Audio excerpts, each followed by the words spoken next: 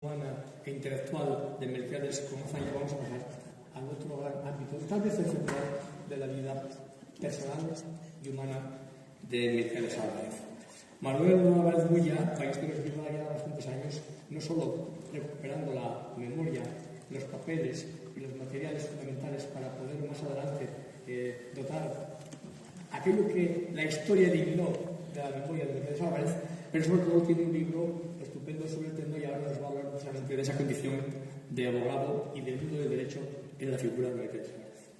Muchas gracias, Manuel. Señor Ministro, agradecerle su presencia en el acto, la organización de este acto. Señor Ministro, antes de nada, agradecerle sus sinceras palabras de cariño hacia mi bisabuelo, en mi nombre y en el de toda la familia y la organización de este acto tan justo, porque yo creo que la persona de Melquiades Álvarez tenemos que recuperarla como hombre de concordia. Como usted ha dicho, Melquiades Álvarez fue un adelantado a su tiempo y gracias a que fue un adelantado no fue posible entonces esa tercera España de concordia que disfrutamos los españoles desde el año 78. Como ya alguna vez dije en el Congreso de los Diputados con la presentación de otro libro, la Constitución española no nació huérfana, sino que es acreedora de todas esas ideas que políticos como Melquiades Álvarez aportaron en su momento. Deberíamos no solo recuperar a los padres de la Constitución, sino a los abuelos de la Constitución, y entre ellos Melquiades Álvarez. Señoras y señores, a todos buenas tardes. Siempre he creído que como bisnieto no he tenido una especial legitimación para hablar de Melquiades Álvarez porque no viví esa época. Y entonces he dedicado los últimos 25 años a recuperar esos trozos de historia, esos papeles, incluso como coleccionista, que para mí eran piezas del puzzle con los que construir una historia autodidacta sobre la vida de Melquiades Álvarez. Me he centrado en lo que más conozco por mi profesión, que es la vida de Melquiades Álvarez como abogado. Espero transmitirles ese entusiasmo que he tenido y tengo en estos 25 años. Melquiades Álvarez nació en Gijón en 1864, hijo de una familia muy humilde, y tuvo la desgracia de que su padre se murió cuando él contaba tan solo 14 años, cayendo prácticamente en la miseria. Me contaba la nieta de Leopoldo Palacios Morini, que fue un correligionario de Melquiades Álvarez, que en este espigón que ven ustedes ahí estaba Melquiades Álvarez, adolescente, tirándose a las olas en busca de esas monedas que le ofrecían los turistas, y que una persona desconocida, conmovida por esa escena y viendo a Melquiades Álvarez, ese chico delgado con esa mirada inteligente, decidió patrocinarle sus estudios. Gracias a esa persona anónima estamos hoy aquí hablando de Melquiades Álvarez, y Melquiades Álvarez pudo estudiar el bachillerato en el Instituto Jovellanos de Gijón.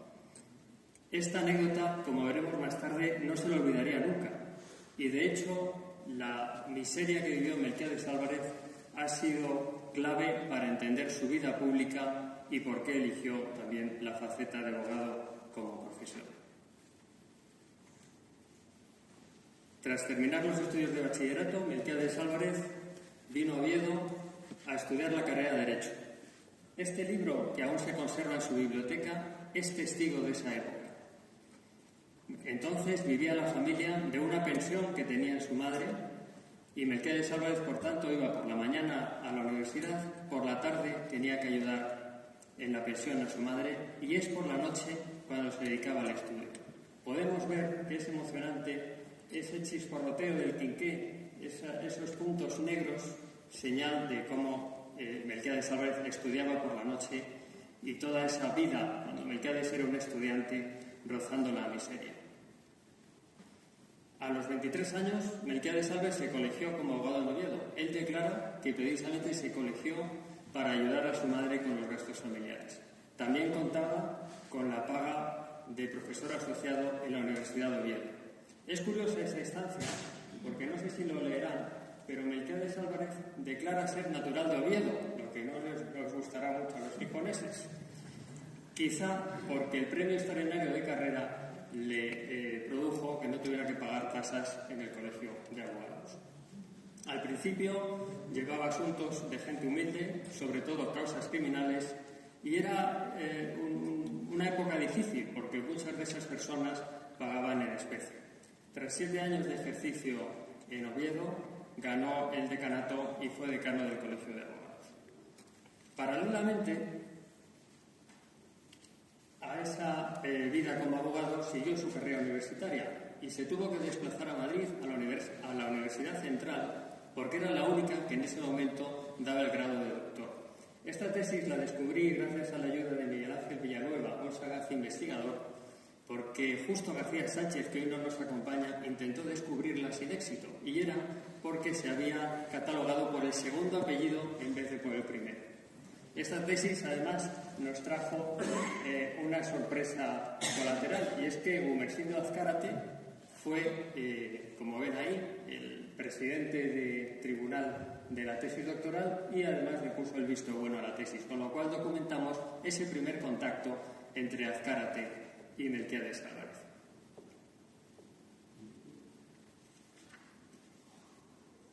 En 1294, Melquiades Álvarez contaba con un buen despacho de abogados en Oviedo. De hecho, Clarín, en uno de sus paliques, declaraba que Melquiades era uno de los abogados con más pleitos en Oviedo. Era ya catedrático de Derecho Romano, cada vez viajaba más a Madrid porque defendía los procedimientos en Oviedo, después en la Audiencia Territorial y después iba a Madrid a los recursos de casación. Es decir, tenía una vida confortable, se casó, pero en 1901 tuvo un cambio radical, que ganó el acta de diputado por Madrid. Eso le obligaba a mudarse de Madrid. Y la pregunta es, ¿arriesgaría, después de la miseria que vivió Melquiades Álvarez, todo ese modo de vida para venir a Madrid como diputado? Esa pregunta no nos daba ninguna respuesta hasta que en un anticuario, no hace mucho más de 2 o 3 años, a punto de publicar el último libro, encontré esta factura donde daba cuenta de la creación de un centro jurídico Gijón. Lo que dice esta factura es que Melquiades Álvarez, para desplazarse a Madrid, contó con la ayuda de todos los catedráticos del claustro de Oviedo, con todos los catedráticos que había conocido en la Universidad Central y con abogados y notarios que había conocido durante su ejercicio profesional como abogado. Es decir, que ya vino a Madrid resguardado por este centro jurídico que, como ven, además fue innovador porque atendía en 4 idiomas distintos, porque lo que trataba era de dar un apoyo jurídico a las capitales extranjeros que en ese momento se afincaban en Asturias con la pujanza de la minería. También a partir de este momento deja un poco ya las causas criminales y se va centrando más en el derecho civil. De esta primera etapa como abogado quería reseñar el crimen de Mazarete. Este crimen fue una causa célebre. En la imagen tienen a un padre y a un hijo que fueron injustamente acusados de asesinato y condenados a muerte. Un proceso con muchas irregularidades que subió a instancias y que finalmente defendió a estos 2 acusados, Melquiades Álvarez, ante el Supremo. Hubo una gran alarma social, de hecho la publicación que tienen a mi derecha fue los informes jurídicos que incluso se expusieron en el Congreso de los Diputados. El Tribunal Supremo desestimó el recurso de casación de Melquiades Álvarez, pero merced a esa alarma social conmutaron la pena de muerte por la pena de reclusión y después indultaron. Este caso es importante para que vean un poco cómo nos repercute la historia, porque en la ley de enjuiciamiento criminal, cuando tenemos el recurso de revisión de sentencias firmes, es decir, que si una vez nos condena un juez y 2 o 3 años posteriormente aparecen unos hechos donde somos inocentes, precisamente el Tribunal Supremo puede revocarnos la condena. Y esto fue merced a esta causa célebre, este crimen de Mazarete. Otro de los asuntos, quizá para mí el más emocionante por la repercusión que llevó Melquiades Álvarez, fue la defensa de los vecinos del pueblo de Villanueva de San Carlos, en la provincia de Ciudad Real. Estos vecinos habían transformado unas tierras, merced a un arrendamiento al duque de Montellano y después con la amortización al Estado, habían transformado esas tierras yelmas en unas tierras de cultivo y habían formado, muchos de ellos incluso con sus propias manos, el propio pueblo de Villanueva de San Carlos. Cuando después de la amortización esas tierras las compraban unos señores, quisieron resolver el contrato de arrendamiento y echar a los campesinos, lo que hubiera supuesto la extinción del pueblo de Villanueva. Melquiades Álvarez representó a los vecinos en el Tribunal Supremo y consiguió que el Tribunal Supremo acogiera su argumento de derecho romano de que un arrendamiento perpetuo equivalía a una enfiteusis, es decir, a un derecho real de los agricultores sobre las tierras. Aún hoy existe este pueblo de Villanueva de San Carlos. Soy consciente de que rinden tributo a Melquiades Álvarez, que es hijo predilecto. En los primeros años de la primera década del siglo XX, ya Melquiades Álvarez ostentaba la calificación de abogado de primera categoría. También aumentó su presencia institucional, siendo diputado primero del Colegio de Abogados de Madrid, y se consolidó en la especialización de su bufete en temas civiles. Es patente que la formación del Partido Reformista retroalimentó también su bufete de abogados, porque hay un paralelismo entre la procedencia de los pleitos y las circunscripciones por las que se presentaban. Hay también dos instituciones o dos empresas que fueron claramente reformistas que a partir de 1912 le dieron los casos. Se trata del Banco Hispanoamericano, en cuyo Consejo de Administración había varios reformistas, y la Sociedad Editorial de España, que era propietaria del diario El Liberal. Precisamente, la Sociedad Editorial de España, el diario El Liberal, publicó una noticia falsa que decía que esta señorita, que es la señorita Musso, había huido de su familia quedando embarazada por un cura. El padre de la señorita quería venir a Madrid y literalmente matar al director del periódico. Finalmente optó por poner una denuncia del derecho al honor. Nunca en la vida se ha evaluado el derecho al honor hasta este pleito en España. Pedían la elevada cantidad de 150.000 pesetas, cuando entonces un coche, por ejemplo, costaba 10.000 pesetas.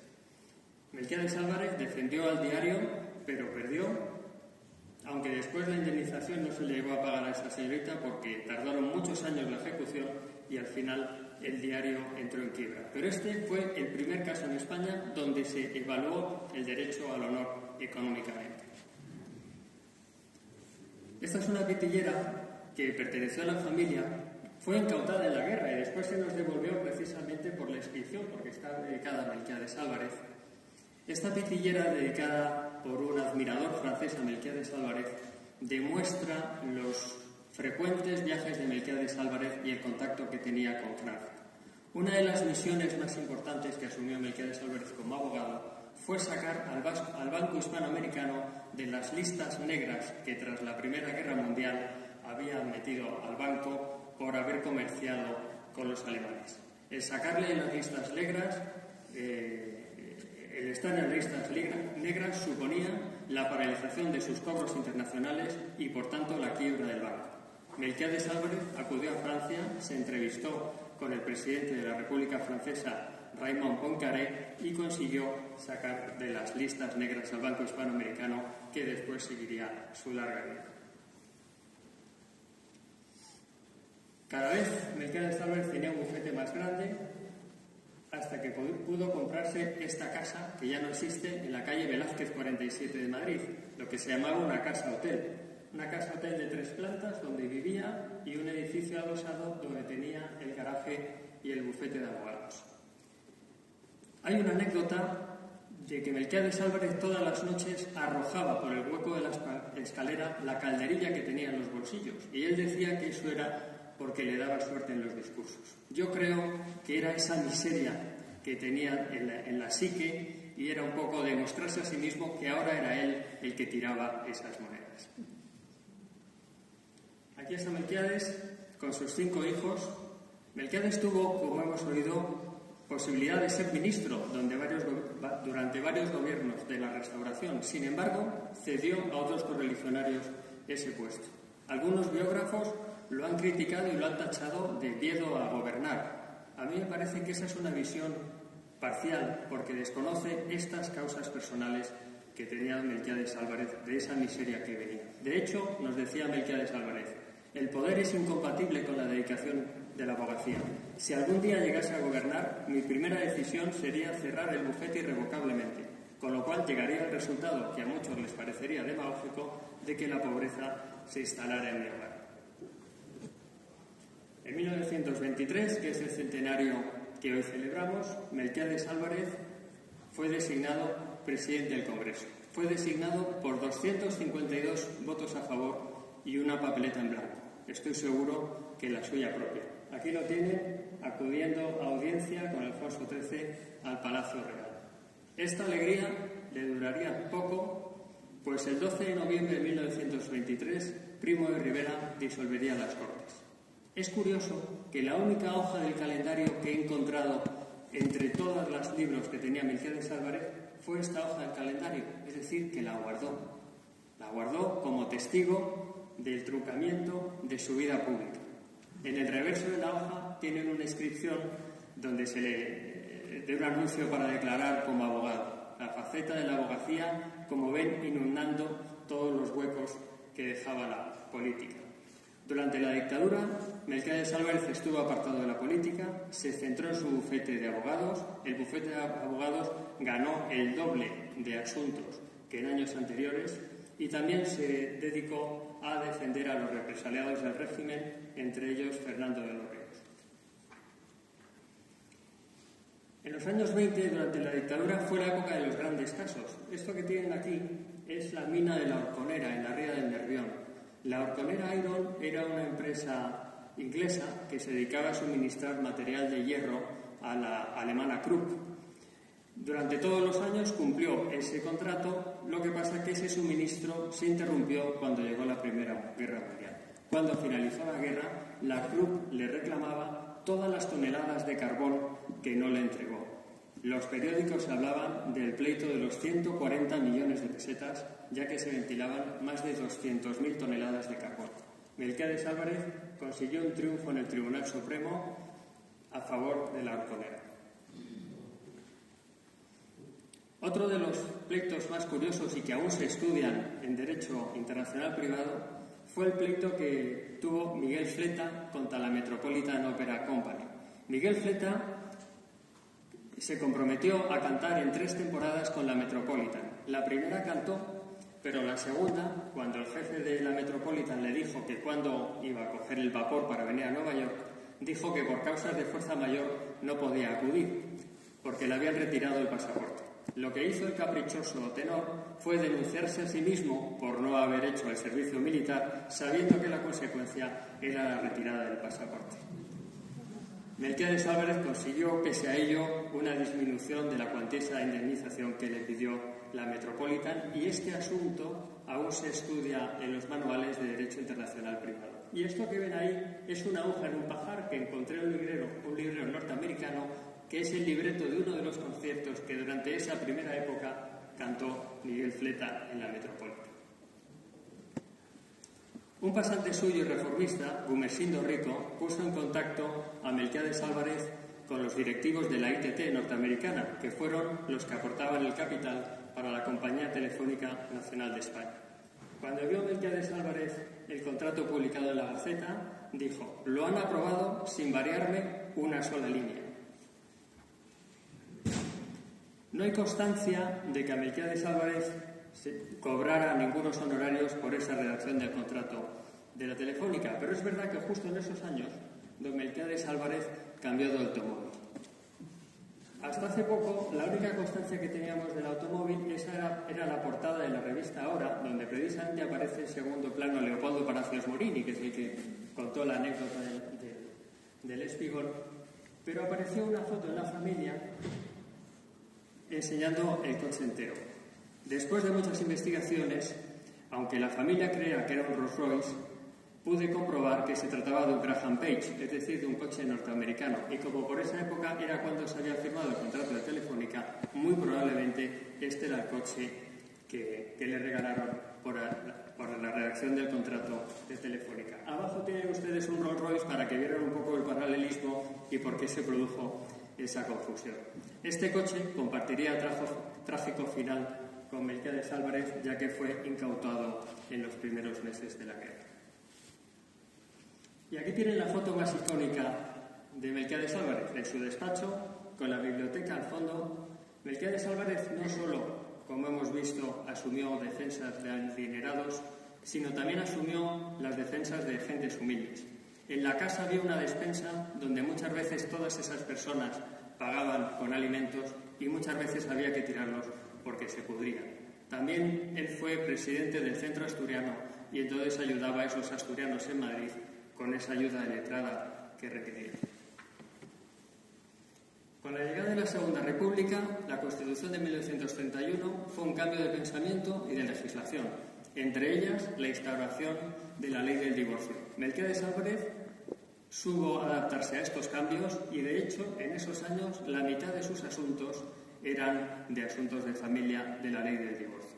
En 1932 se presentó a las elecciones del Colegio de Abogados y ganó como decano. Aquí tienen una foto del día grande, el día de aniversario de ese colegio. Don Melquiades, como decano, vertebró a todos los abogados en una asociación nacional, quiso hacer los primeros pasos para la instauración del Estatuto General de la Abogacía y también luchó por la independencia del Poder Judicial. Ya en 1936, Melquiades Álvarez era un venerable anciano de 72 años. Estaba jubilado de su cátedra, iba reduciendo poco a poco la actividad del bufete y estaba centrado en ser decano del Colegio de Abogados de Madrid.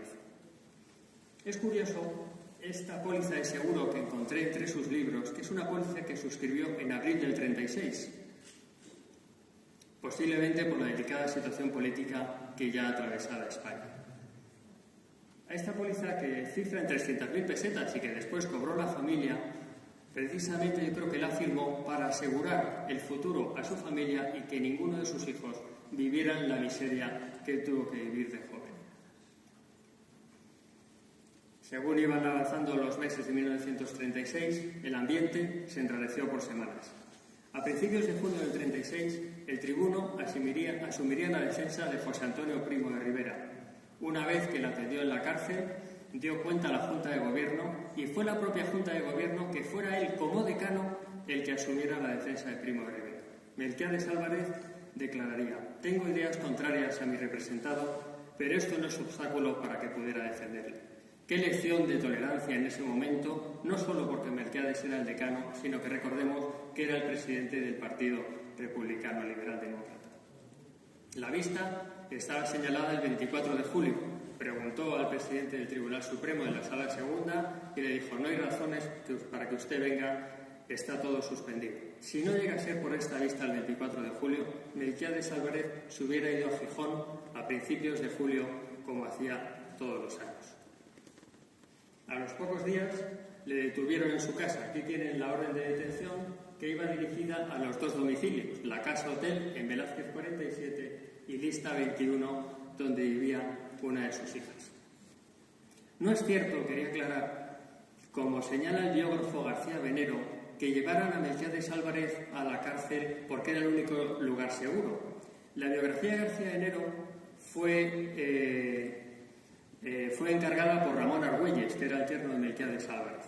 Y como hay otras declaraciones, también de su nieta, Sara Álvarez de Miranda, que también postulaba que a Melquiades Álvarez se lo llevaron a la cárcel modelo por su propia seguridad, en aras a estos documentos que les puedo enseñar, he llegado a la conclusión que eso era lo que le contaron para dejar que se llevaran a Melquiades Álvarez.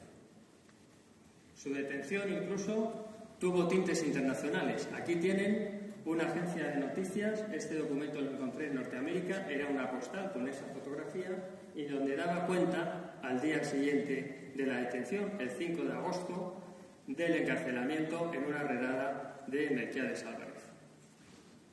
Aquí tienen un documento inédito que nunca he publicado, que es la orden de ingreso en prisión. Aquí queda claro que Melquiades Álvarez no fue a la cárcel modelo por su propia seguridad, sino que estaba ya encarcelado como preso político.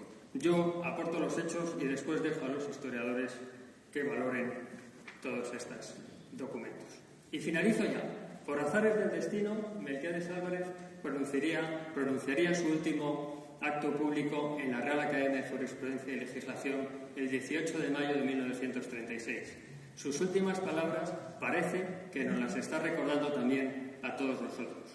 Vosotros que me escucháis, tenéis el deber de luchar por el derecho. Luchando por el derecho, lucháis por la paz, por el progreso y por la prosperidad de España.